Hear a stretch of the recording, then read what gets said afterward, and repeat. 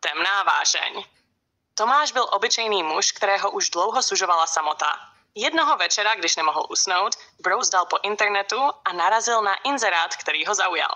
Psala ho bohatá žena, která hledala někoho na nezávazné schůzky. Cítil vzrušení a bez váhání odpověděl. Schůzka proběhla v luxusní restauraci. Žena, která se představila jako Klára, byla krásná, tajemná a měla zvláštní charisma. Okouzlila ho a během pár dnů se mezi nimi rozhořela vášnivá aféra. Klára ho zvala do svého rozlehlého sídla, kde ho postupně zasvěcovala do svých tajemství. Ukázalo se, že miluje sadomaso a postupně ho do svého světa temné rozkoše vtahovala stále hlouběji.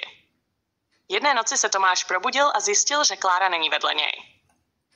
Z její pracovny se slabě ozývalo mumlání. Rozhodl se zjistit, co se děje. Opatrně sešel po schodech do sklepa a uviděl slabé světlo. Přiblížil se a zahlédl obrovský mrazák. Byl naplněný něčím, co mu zpočátku nedávalo smysl, dokud nezahlédl lidské tělo. S hrůzou sledoval Kláru, jak klečí u mrtvého těla a co si šeptá. Byla ponořená do podivného rituálu.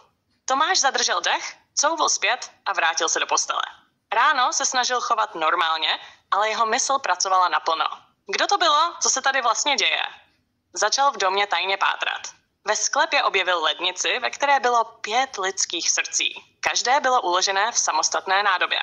Když se Klára vrátila domů, začala se k němu chovat ještě laskavěji.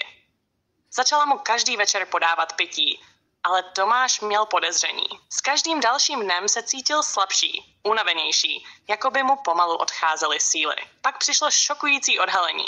Klára kdysi měla manžela, který náhle zmizel. Podle sousedky odjel pracovně do Austrálie, jenže Tomáš začal mít podezření, že to není pravda. A pak zjistil ještě děsivější věc. Klára praktikovala černou magii. Její manžel zemřel při milování, když dostal infarkt. Klára ale věřila, že ho může přivést zpět k životu. Potřebovala k tomu srdce jiných lidí. Tomáš pochopil, že on je další na řadě. První varianta konce. Klára si připravila rituál, během kterého chtěla jeho srdce použít pro oživení svého mrtvého muže. Tomáš ale našel v sobě poslední sílu a v pravý okamžik ji bodl skalpelem do třísla. Klára vykřikla a pokusila se bránit, ale její tělo zesláblo. Krvácela, ale rituál stále pokračoval. Tomáš v zoufalství upadl, cítil, jak mu srdce slábne. Nakonec oba zemřeli. Požár, který v domě vypukl kvůli svícím zapáleným při rituálu, všechno zničil. Policie našla jen 2 těla. V novinách se objevil článek o tragické nehodě při rodinné večeři, kdy došlo ke zkratu v elektroinstalaci. Skutečná pravda však shořela s nimi. Druhá varianta konce, porvačce s Klárou, Tomáš nakonec přežil. S vypětím všech sil se mu podařilo utéct z hořícího domu. Dostal se do nedaleké vesnice a schoval se. Když ráno vyšly noviny, všude se psalo o požáru, při kterém zemřela bohatá žena a její neznámý host. O několik dní později seděl v místní hospodě s rukama v kapsách a pohledem upřeným do sklenice. Servírka se k němu naklonila a s úsměvem řekla: "Hele, lord, kde jsi byl? Šořelo ti sídlo, ale neboj, žena nepřežila."